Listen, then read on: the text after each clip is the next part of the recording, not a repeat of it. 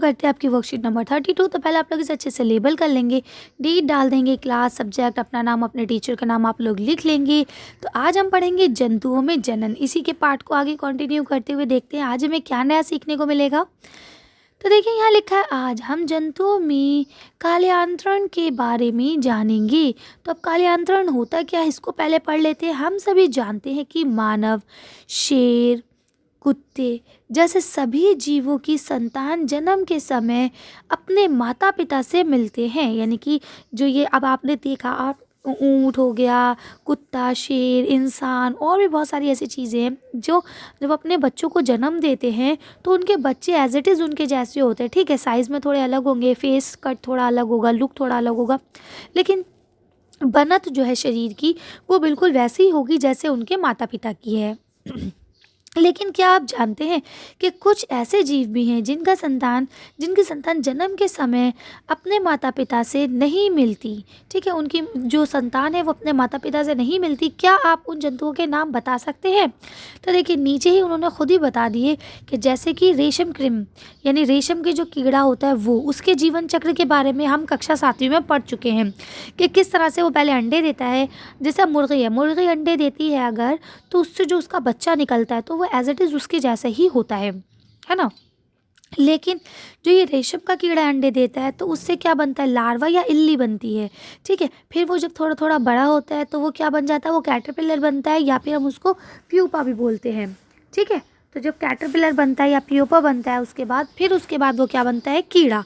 तब वो जाके अपने पेरेंट्स जैसा हो पाता है, जैसे उसके माता पिता है, फिर जाके वो वैसा होता है ना। तो क्या लिखा, हम देखते हैं कि रेशम के कीड़े का कैटरपिलर या प्यूपा वयस्क कीट से बहुत अलग होता है, यानी कि बहुत अलग दिखता है। सेम वैसा तो होता ही नहीं है। यहाँ वयस्क में पाए जाने वाले लक्षण नवजात में ही पाए जाते हैं।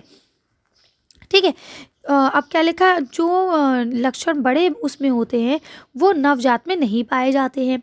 मेंढक इसी प्रकार के जंतुओं का एक अन्य उदाहरण है। यानी कि अभी हमने कैटरपिलर के बारे में यानी रेशम के कीड़े के बारे में, सिल्क वॉर्म जिसे हम कहते हैं इंग्लिश में, उसके बारे में हमने पिछली क्लास में यानी 7th क्लास में पढ़ा था।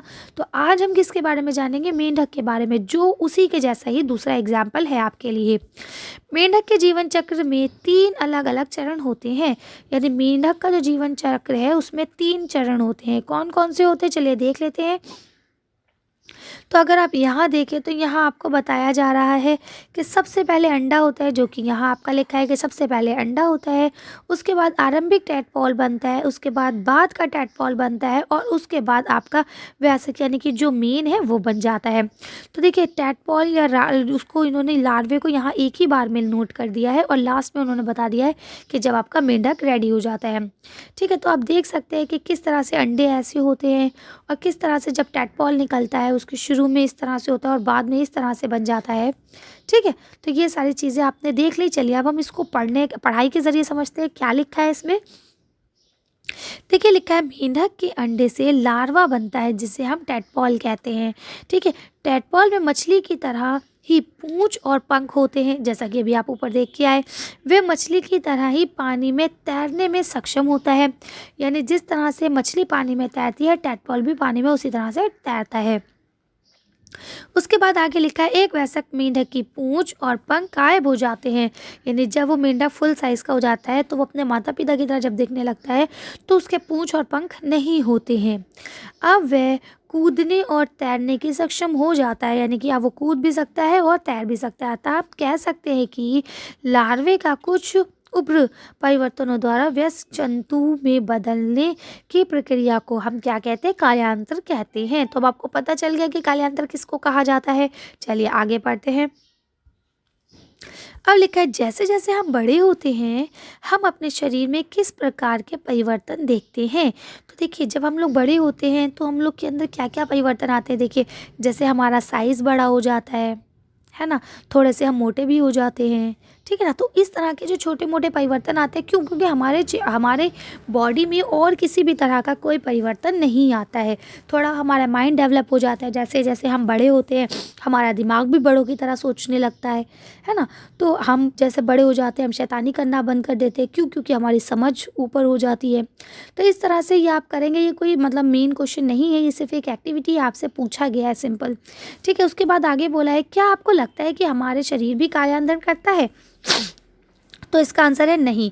क्यों? क्योंकि कालियांद्र उनमें होता है जो लार्वा से अपने पेरेंट्स जैसे बनते हैं, और हम लोग तो शुरू से ही अपने पेरेंट्स जैसे होते हैं। तो देखिए आगे आंसर वो खुद ही देते हैं, निश्चित रूप से नहीं, क्योंकि मनुष्य में जन्म के समय से ही नवजात शिशु जो है वो वयस्क यानी कि जो उसको जन्म दे रहा है उसके जैसे ही होता है। उसके जो शारीरिक अंग हैं, लक्षण हैं, जो भी हैं, वो सब अपने माता पिता जैसे ही होते हैं। तो उम्मीद करती हूँ यहाँ तक आप लोगों को आज की वर्कशीट अच्छे से समझ में आ गई होगी। अब लिखा है निम्नलिखित प्रश्नों के उत्तर दीजिए। पहला प्रश्न लिखा है कार्यान्वयन के को उदाहरण सहित परिभाषित कीजिए। तो पहले आपको इसकी परिभाषा बतानी है और उसके बाद उदाहरण बताने हैं। तो चलिए इसकी परिभाषा देख लेते हैं क्या है। आप इसका आंसर यहाँ से लिखेंगे कि लार्वा का कुछ उग्र परिवर्तन द्वारा वयस्क जंतु में बदलने की प्रक्रिया को हम लोग क्या बोलते हैं? कार्यान्वयन कहलाती है। ठीक है, तो लिख लेंगे आप लोग। चलिए अब इसके एग्जाम्पल देख लेते हैं। तो इसके दो एग्जाम्पल हैं, एक मेंढक और दूसरा रेशम का कीड़ा। कर लेंगे। चलिए नेक्स्ट क्वेश्चन पढ़ते हैं। यहाँ आपको नेक्स्ट क्वेश्चन दिया गया है कि रेशम के कीड़े के जीवन चक्र की संक्षेप में व्याख्या कीजिए, यानी शॉर्ट नोट लिखिए रेशम के कीड़े के ऊपर कि किस तरह से वो बड़ा होता है, किस तरह से वो छोटा होता है, या कैसे वो बच्चे देता है। ये सारी बातें आपको लिखनी। चलिए आंसर देखते हैं। तो देखिए आप यहाँ से सिर्फ इतना सा आंसर लिखेंगे कि पहले वो अंडा होता है, फिर ये लार्वा या इल्ली में बदलता है, इसके बाद वो कैटरपिलर यानी कि प्यूपा होता है, और उसके बाद वो कीट बन जाता है। बस आपको मेन आंसर यही लिखना है, क्योंकि शॉर्ट है तो आपको सिर्फ और सिर्फ इतना सा आंसर देना है कि ये इस तरह से होता है। ठीक, बाकी चीज़ें आप नहीं लिखेंगे क्योंकि ये शॉर्ट नोट है। कर लेंगे। चलिए आगे पढ़ते हैं। अब यहाँ आपका नेक्स्ट क्वेश्चन लिखा है मेंढक के जीवन चक्र को चित्र सहित समझाइए। ठीक है, तो चलिए इसका आंसर देख लेते हैं। तो देखिए ये रहा आपका चित्र। इसके आप थ्रू समझा सकते हैं कि किस तरह से अंडे होते हैं, किस तरह से टेडपोल बनता है, और किस तरह से बाद में वो मेंढक बन जाता है। ठीक है, तो आपको ये चित्र बनाना ज़रूरी है। क्यों? क्योंकि आपके क्वेश्चन में कहा गया है कि चित्र बनाइए। ठीक, अगर ऐसा होता है कि आपको नहीं कहा जाता तो आप इसके थ्रू भी समझा सकते थे, लेकिन अब क्योंकि बात हो गई है कि चित्र बनानी ही बनानी है तो आपको ये बनाना पड़ेगा। कर लेंगे आप लोग। चलिए अगर क्वेश्चन ऐसा आता है, देखिए मैं आपको तीनों टाइप के क्वेश्चन यहाँ समझा देती हूँ। अभी आपका जो क्वेश्चन दिया गया है वो सिर्फ आपको ये दिया गया है कि चित्र के थ्रू समझाइए, और आप सिर्फ इतना ही करेंगे। लेकिन अक्सर एग्जाम्पल में ये भी आ जाता है एग्जाम में आपके कि मेंढक के जीवन चक्र को समझाइए। ठीक है, तो जब ऐसा आता है तो आपको क्या करना होता है? अगर आप ऐसे कर सकते हैं तो गुड, अच्छी बात है। लेकिन अगर मान लिया आप कहते हैं नहीं मैम हमसे ड्राइंग नहीं बन रही है, हम नहीं बनाना चाहते, तो आप इस तरह से इसको बना के और ये पॉइंट्स भी लिख सकते हैं। ठीक है, और कभी अगर आता है कि सिंपल सा वो कहते हैं कि मेंढक के जीवन चक्र को समझाइए, लेकिन आपको चक्र इस तरह से नहीं बनाना है, तो सिर्फ आपको ये पॉइंट्स लिख के समझा देने हैं। ठीक है, तो इस तरह से एक क्वेश्चन के ये 3-4 क्वेश्चन बन सकते हैं, तो आप कंफ्यूज नहीं होंगे, आंसर यही रहना है बस। ठीक है, चलिए आगे पढ़ लेते हैं। अब देखिए यहाँ आपको लास्ट क्वेश्चन लिखा है कि क्या मनुष्य में भी कार्यान्वयन होता है? समझाइए। अगर होता है तो समझाइए। तो देखिए हमें पता है कि मनुष्य में नहीं होता, अभी हम ऊपर पढ़ के आ चुके हैं। चलिए इसका आंसर देख लेते हैं। आप इसका आंसर यहाँ से लिखेंगे निश्चित रूप से नहीं। क्यों? क्योंकि देखिए ये तो आपको क्वेश्चन ही उन्होंने पूछ लिया है। यहाँ से आप आंसर लिखेंगे कि नहीं होता है। क्यों? क्योंकि मनुष्य में जन्म के समय से ही नवजात शिशु में वयस्क यानी अडल्ट जो उसके मम्मा पापा हैं उसके जैसे ही शारीरिक अंग और लक्षण मौजूद होते हैं। ठीक है, उनमें कोई भी चेंजेस नहीं आती, इसीलिए इंसानों में ये चीज़ नहीं होती है। तो इस तरह से आप कर सकते हैं। तो आज की वर्कशीट को अब हम यही खत्म करते हैं। आज की वीडियो में बस इतना ही। अगर आपको हमारी वीडियो पसंद आई हो तो प्लीज़ इसे लाइक और शेयर करें। अगर अभी तक आपने हमारे चैनल को सब्सक्राइब नहीं किया तो प्लीज़ हमारे चैनल को सब्सक्राइब करें। Thank you for watching.